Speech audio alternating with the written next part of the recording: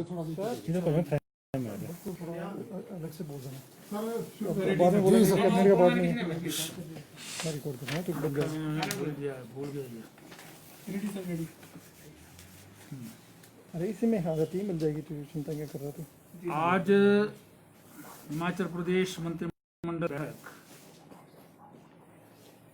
माननीय मुख्यमंत्री श्री जयराम ठाकुर जी की अध्यक्षता में संपन्न हुई।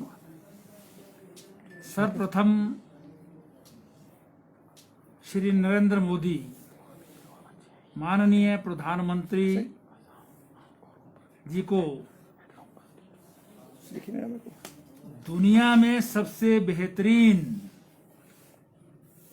प्रधानमंत्री और कोविड-19 की स्थिति में हैंडलिंग के लिए दुनिया का नंबर 1 का जो है वो लीडर के रूप में इंटरनेशनल फर्म ने जो है वो घोषित किया है, उसके लिए उन्हें मंत्रिमंडल ने बधाई दी।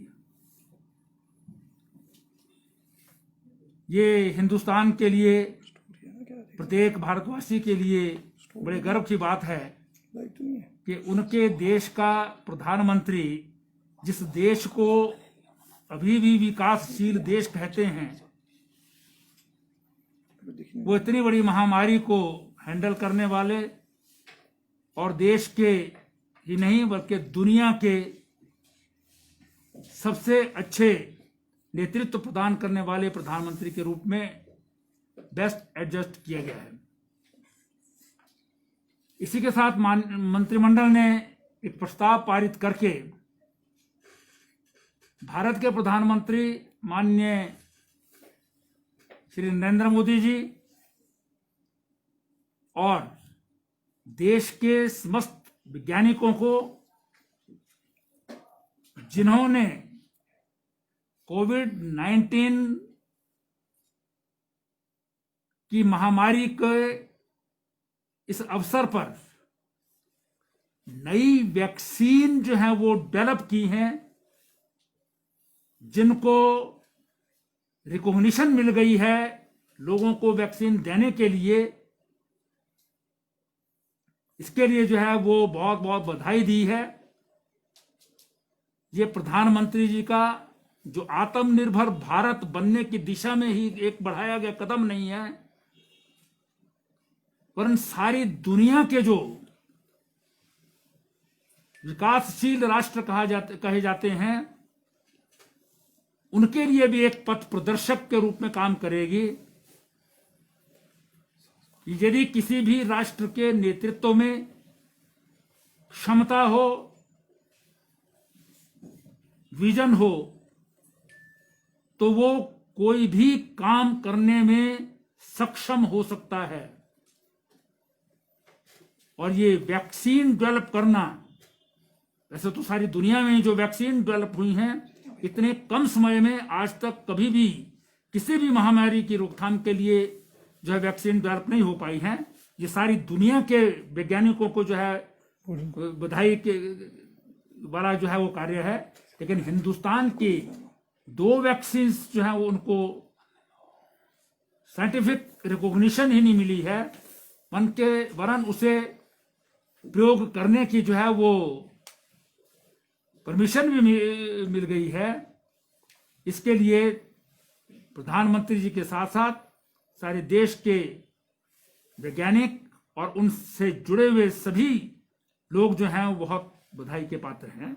ये बाकायदा हिमाचल प्रदेश मंत्रिमंडल ने प्रस्ताव पारित करके सबकी जो है वो सराहना की है। इस कोविड की स्थिति में ही सितंबर, अक्टूबर, नवंबर में हमने देखा था कि हिमाचल प्रदेश में इसका जो है वो थोड़ा संख्या जो है वो उसमें बढ़ोतरी हो गई थी, एक्टिव केसेस की भी, पॉजिटिव केसेस की भी, और साथ ही साथ जो है वो फैटलिटी की भी, जिसके कारण प्रदेश मंत्रिमंडल को बहुत सारी रिस्ट्रिक्शन जो है लगाने की आवश्यकता पड़ गई थी। धीरे धीरे उसमें कमी कर रहे हैं हम, और आज जो है वो मुझे बताते हुए बड़ा संतोष होता है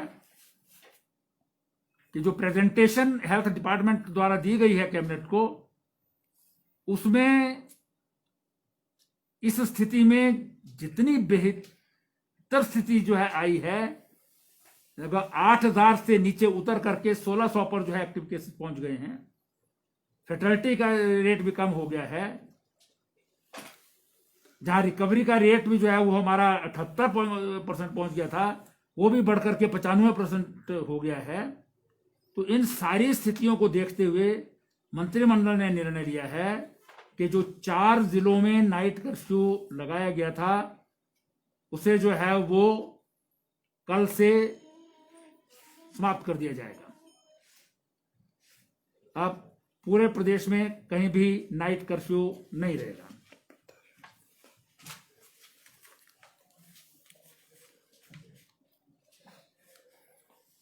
मंत्रिमंडल ने एक और निर्णय लिया है कि जो दफ्तरों में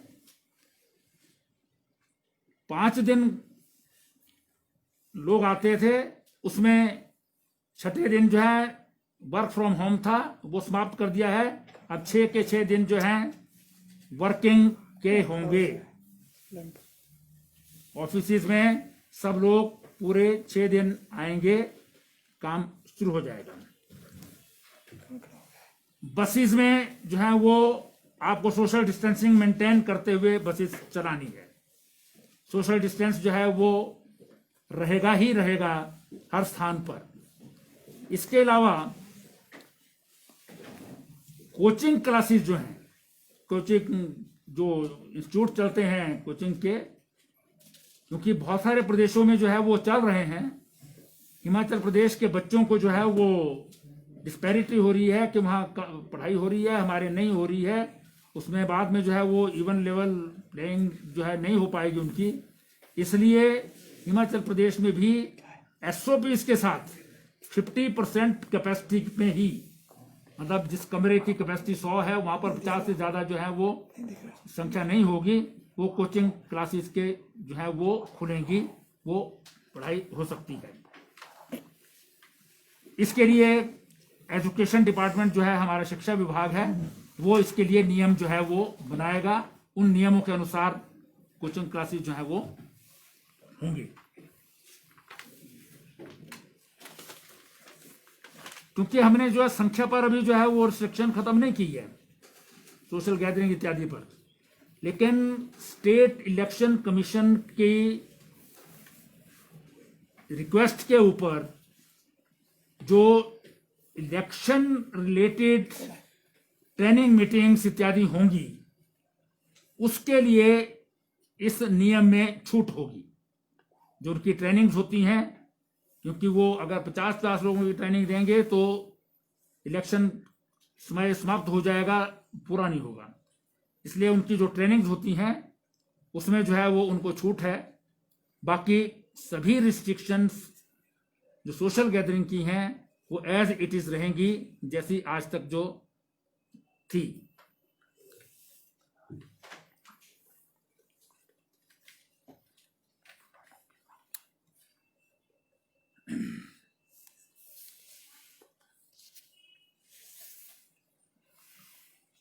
देखिए, कोविड-19 के सारी परिस्थिति में IGMC Shimla, CHC Nalagarh, doctor Rajendra Prasad government medical college Tanda में जो मेक शिफ्ट हॉस्पिटल्स बनाए जा रहे हैं वो फंक्शनल कर दिए जाएंगे तुरंत प्रभाव से।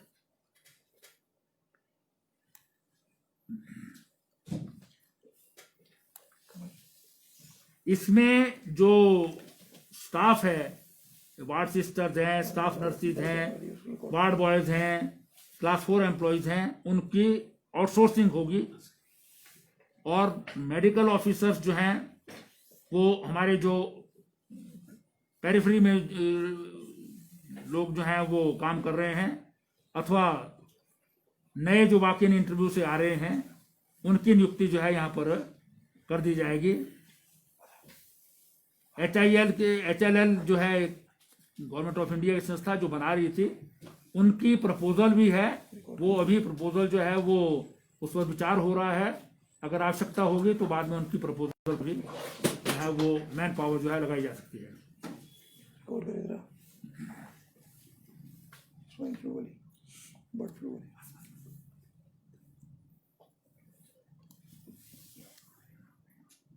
मंत्रिमंडल ने सिंगल विंडो आने वाला है।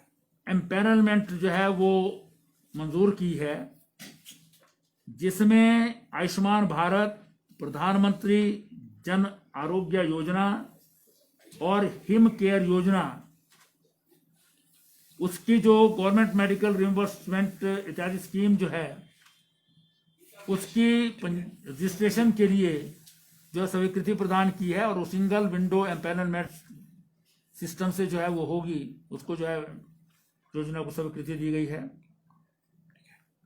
हॉर्टिकल्चर डिपार्टमेंट ने अपनी प्रेजेंटेशन दी है, जिसमें प्रदेश में 2 बड़े प्रोजेक्ट जो हैं वो वर्ल्ड बैंक की सहायता से, एक प्रोजेक्ट और दूसरा Shiva project government of India जिसमें फंडिंग कर रही है, वो दोनों को उनको जो है वो मंजूरी प्रदान की है, और साथ में वो उसकी प्रेजेंटेशन जो है वो आज मंत्रिमंडल के सम्मुख रखी गई।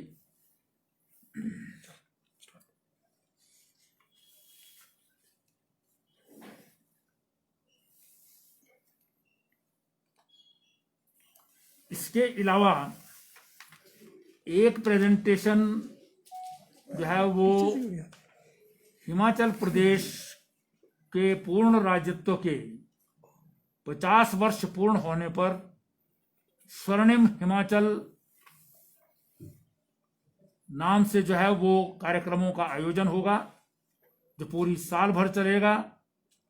विभिन्न विभाग उस कार्यक्रम के लिए जो है वो अपने अपने प्रेजेंटेशंस जो है तैयार करेंगे, कार्यक्रम तैयार करेंगे, ताकि आम जनमानस को उसके साथ जोड़ा जाए, और 50 वर्षों की जो हमारी यात्रा है प्रदेश की विकास की, वो सब जो है उसमें दिखाई जाएंगे, जिसमें कॉफी टेबल बुक है, प्रदेश की हिस्ट्री है, इस सारे कार्यक्रम होंगे। 25 जनवरी को शिमला से उस कार्यक्रम का जो है वो श्री गणेश जो है वो किया जाएगा।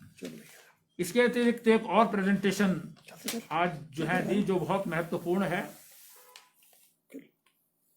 क्योंकि मनुष्यों के साथ साथ एक जो है वो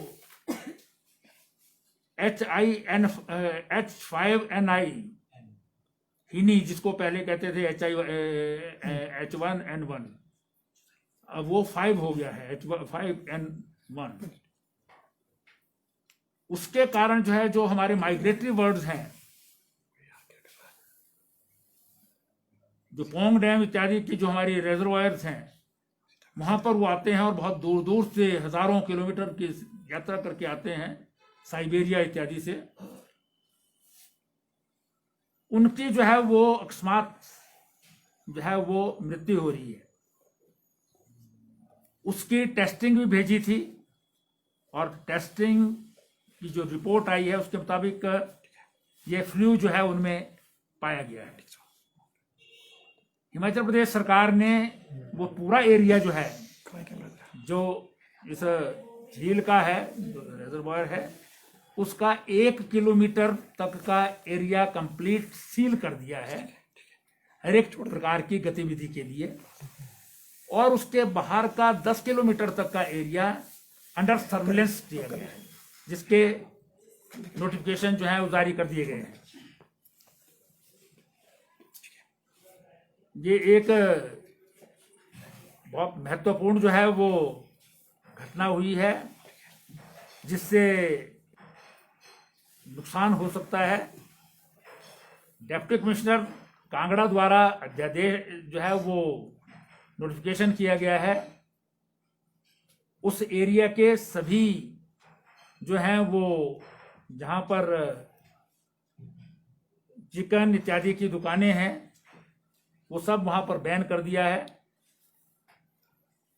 उसमें चाहे वो एग्स हैं, चिकन है, मीट है, वो सब जो है वहाँ पर उन्होंने बैन कर दिया है। और इसकी कोविड से ही इनको भी जो है वो काम करने के लिए जो है वो एनिमल हस्बेंड्री को कहा गया है। और उसमें जो दवाइयाँ इत्यादि हैं वो सब इनको मुहैया करा दी गई हैं। उसमें जो लोग लगते हैं उनको पीपीई किट की ही आवश्यकता होती है, वो भी उनको जो है वो मुहैया करा दी गई हैं, जो इस काम में जो है लगे हमारे फ्रंट लाइन वर्कर्स हैं। तो ये भी एक इसके ऊपर हमारे विभिन्न विभाग जो हैं, चाहे वन विभाग है, फिशरीज विभाग है और मुख्य रूप से एनिमल हस्बेंड्री इसका नोडल डिपार्टमेंट है, वो इस पर लगातार जो है वो नज़र भी रखेंगे और इसके दृष्टि से काम भी करेंगे। क्योंकि इसकी खतरा सिर्फ एक ही लगता है कि कहीं वो माइग्रेटरी बर्ड्स जो है वो माइग्रेट करके हमारे दूसरे रिजर्वॉयर्स को ना जाएं, क्योंकि अभी वो वापस जो है साइबेरिया इत्यादि नहीं जा सकते, बर्फ के कारण जो ढका होता है। तो इसलिए उसकी रोकथाम के लिए जो है पूरे जो है वो प्रयास जो है वो किए जा रहे हैं। ये एक विशेष जो है इस मंत्रिमंडल में निर्णय भी लिया गया और प्रेजेंटेशन भी इसमें जो है दिखाई गई है। आज के लिए इतना ही है सर। कोविड वैक्सीनेशन को लेकर, हाँ, कोविड वैक्सीनेशन के लिए भी जो है प्रेजेंटेशन जो है उसमें दी है। एक्सपेक्टेड है कि 8-10 दिन में जो है वो आ जाए। और इसमें फर्स्ट फेज में जो हमारे मेडिकल ऑफिसर्स हैं, पैरामेडिक्स हैं, सफाई कर्मचारी हैं और साथ में इसमें इंक्लूड किए हैं जो फ्रंट लाइन वर्कर्स भी हैं, जिसमें पुलिस इत्यादि के लोग भी हैं। टोटल नंबर जो है लगभग ये 1,35,000 की क्रम है। इनको जो है फर्स्ट फेज में वैक्सीनेशन जो है वो दी जाएगी and it will be free of cost, जो फर्स्ट फेज के।